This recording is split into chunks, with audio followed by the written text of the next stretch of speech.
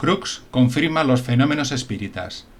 Las 5 obras fundamentales de Allan Kardec fueron escritas entre 1857 y 1868. Son obras de dominio público y se pueden descargar gratuitamente de multitud de páginas web. El autor de la codificación espírita tenía planeado escribir más libros, pero desencarnó en 1869.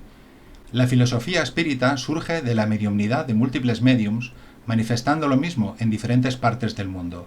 La filosofía espírita se ha mantenido sólida porque hasta hoy nadie ha conseguido demostrar que algún aspecto de la doctrina esté equivocado o sea contradictorio. Las pocas discrepancias que han podido surgir en estos 170 años de historia son debidas al movimiento espiritista y a las imperfecciones de los humanos que siguen dicho movimiento, pero no al espiritismo. Los fenómenos físicos espíritas fueron muy comunes por aquella época y su realidad forma parte de toda la codificación. Esta es la parte científica del espiritismo, es decir, la realidad de los fenómenos y su causa natural. Camille Flammarion dijo en el discurso fúnebre sobre la tumba de Allan Kardec que el espiritismo tenía que entrar en una era científica, donde los fenómenos físicos tendrían que ser objeto de estudio por parte de la comunidad científica. Enfatizó que el espiritismo no es una religión y que la investigación haría más adeptos con el nacimiento de una nueva ciencia. Kardec se convenció rápidamente de la autenticidad de los fenómenos porque fue testigo de todos ellos y además muchas veces, y porque era necesario que se dedicara a codificar. Pero en la actualidad, los parapsicólogos aún insisten en demostrar a la ciencia que este fenómeno es real. Kardec no se detuvo en los fenómenos porque si no, hoy no tendríamos la doctrina espírita como la conocemos, y tampoco tendríamos las centenas de obras sociales hechas en nombre del espiritismo. También entendió que lo importante del espiritismo no eran los fenómenos, sino los mensajes de entidades inteligentes, la causa de los fenómenos. Era la primera vez que el fenómeno dio la explicación de su propia causa. Estos espíritus dijeron ser personas que antes estuvieron encarnadas y que consiguen comunicar a través de los fenómenos. Kardec comprendió que las consecuencias de estas manifestaciones no eran solo científicas, sino también filosóficas, éticas y morales. Puesto que el espiritismo se posiciona explícitamente en temas como Dios, la reencarnación o penas y recompensas futuras, es fácil confundir el espiritismo con una religión más. El espiritismo no es una religión, aunque países como Brasil lo consideren como tal, y la propia Organización de las Naciones Unidas lo equipare con las demás religiones. De hecho, la organización celebró en 2000 la Cumbre del Milenio de Líderes Religiosos, invitando a Divaldo Franco como representante del espiritismo mundial, validando así de forma implícita al espiritismo como una tradición espiritual y religiosa. En Europa existe un rechazo generalizado a lo religioso, que es justo el aspecto que más aleja a las personas del espiritismo en este continente. Quien abandona una religión difícilmente se apunta a otra. Sin embargo, el aspecto científico animó a los primeros investigadores de la época de Kardec. En el mismo año de la desencarnación de Allan Kardec, en 1869, la Sociedad Dialéctica de Londres nombró un comité de 33 miembros, entre académicos, hombres de letras, pastores y magistrados, entre los cuales estaba William Crookes. La idea inicial de esta sociedad era demostrar que los fenómenos eran meramente producto de la imaginación, que se trataba en todo caso de trucos de magia y prestidigitadores hábiles. Sin embargo, tras 18 meses de experimentaciones y estudios, el comité reconoció en su informe la realidad de los hechos y concluyó a favor del espiritismo. Todos ellos dijeron que los hechos eran reales, no había magia, no había charlatanismo. Los fenómenos eran auténticos y merecían ser estudiados por la ciencia. Es decir, el comité llegó a la conclusión opuesta de aquella que se esperaba. Esta honestidad intelectual difícilmente podría haberse dado en un país diferente del Reino Unido. Redactaron un informe que revelaba la realidad de los movimientos de las mesas giratorias, apariciones de manos y formas de apariencia viva en su acción y movimiento.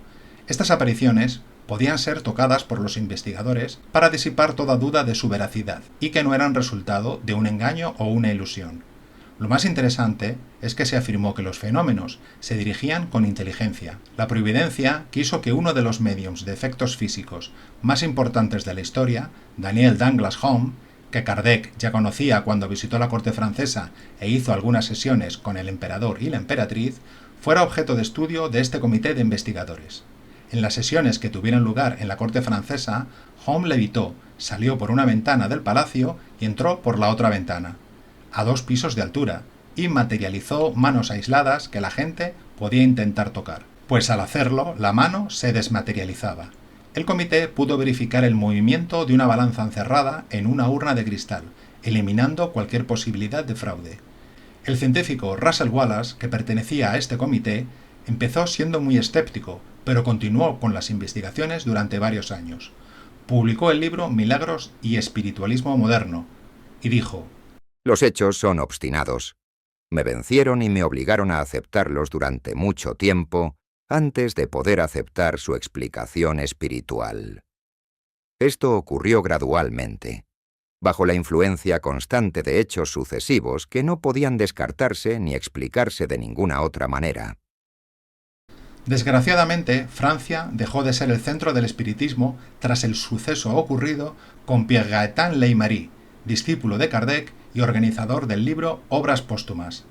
Leymarie se vio involucrado en un fraude de fotografías falsas de espíritus y fue encarcelado por ello. William Crookes, nacido en 1932 y desencarnado en 1919, fue un inventor e investigador inglés. Descubrió el elemento radioactivo talio, inventó el radiómetro y los tubos de rayos catódicos, precursores de los tubos de imagen de la televisión. Después de que la comisión resolviera que los fenómenos espíritas eran reales, Crookes quiso seguir investigando. La Sociedad Dialéctica de Londres no quiso que fuera en sus instalaciones, así que William continuó la investigación en su casa, la cual se prolongó durante 4 años. Trabajando con Daniel Home, estudió el movimiento aislado de cuerpos pesados, la interpretación de melodías musicales sin contacto humano, un acordeón tocando solo dentro de una jaula de modo que nadie pudiera introducir sus manos, y logró obtener fuerzas en una balanza aislada de más de 3,6 kilos, y varias veces. William tomaba todas las precauciones posibles para excluir el fraude, utilizando dispositivos construidos con sumo cuidado y extrema sensibilidad, así como múltiples testigos. En paralelo, estudió la mediumnidad de Kate Fox, registrando fenómenos de apariciones de manos durante la psicografía. William Crookes continuó sus experimentos con la medium Florence Cook, quien era capaz de producir apariciones visibles por todos los asistentes. Para comprobar que Florence no movía sus manos durante las apariciones, William construyó, junto a su compañero Barley, un sistema eléctrico conectado a las manos de la medium. Cada noche, y durante varios meses, el espíritu Katie King se materializaba gracias a la mediumnidad de Florence. Del cuerpo de Florence surgía una sustancia blanca, vaporosa, que denominan ectoplasma, y que forma en un tiempo el cuerpo de Katie. Crookes tiene mucho tiempo para investigar, incluso fotografiar. Generalmente estos fenómenos no ocurren con luz exterior. Los espíritus superiores dieron su autorización para poder fotografiarla. La apariencia de Katie era totalmente humana y diferente de la medium. Se dejaba someter a todos los experimentos posibles, dejándose tocar, examinar y fotografiar. Al acabar, se desvanecía en una ligera niebla. En una de las sesiones se permitió cortar un mechón del pelo de Katie, pero esta muestra está hoy desaparecida. En una de las sesiones, el pulso cardíaco de Katie era de 75, mientras que el de Florence era de 90. También se midieron diferencias de temperatura y peso. Florence pesaba 80 libras, pero llegaba a pesar 40 durante la materialización, demostrando que el ectoplasma necesario para la materialización es una parte del cuerpo del medium que consigue exteriorizar para ser utilizada por el espíritu para materializarse. Crookes consiguió trascender todos los miedos al escribir estas investigaciones en sus libros, pues sabía que su reputación se vería dañada. Este miedo aún persiste entre los científicos actuales. Crookes declararía: No digo que sea posible, digo que lo es. Sería una cobardía moral negarme a dar testimonio de estos hechos después de haberlos visto. Gabriel Deland experimentó y analizó el trabajo de Crookes, incorporando la explicación espírita del periespíritu para explicar la generación de órganos en las materializaciones. Pero no fue suficiente para que Crookes fuera criticado, pues no se acepta que un científico se salga de su campo de especialización para investigar otro campo. Estas investigaciones se consideran hoy en día no válidas, realizadas por un loco sin fundamento. Crookes se mantuvo enérgico en su postura, manteniendo firme todo lo que escribió. Crookes, que había sido presidente de la Sociedad Británica para el Avance de la Ciencia, fue expulsado de ella. Dijo entonces: Existe una fuerza implementada por una inteligencia distinta a la inteligencia común de todos los mortales. Poco antes de morir, Crookes escribe una carta a la revista de Gabriel Deland, donde dice: mantengo lo que escribí y no tengo nada que retractar. Crookes afirmaba muy claramente su convicción espiritualista. Estos hechos probaban una existencia de otro orden que seguía a la existencia humana y que era posible la comunicación entre estos dos mundos paralelos. El premio Nobel Charles Richet continuó las investigaciones de Crookes. La medium que investigó fue la italiana Eusapia Palladino. En su Tratado de Metapsíquica escribió: la base de toda metapsíquica objetiva son los experimentos de Crookes. Nacieron muchas sociedades de estudios psíquicos, que tras el nacimiento de la psicología científica moderna se denominarían sociedades metapsíquicas. Destacar a Gustave Gelley y sus experimentos de materializaciones con la medium Eva Carrier o el medium Franek Kluski. Crookes confirmó todo lo que escribió Kardec, pero hoy en día la ciencia no termina de confirmar ni siquiera la existencia de los fenómenos. Afortunadamente, Kardec no esperó a esta confirmación, pues si así hubiera sido, no existiría el espiritismo. Durante el siglo XX no abundaron las investigaciones antes llamadas psíquicas, metapsíquicas y hoy en día parapsicológicas, pero su continuidad permitió que aún exista.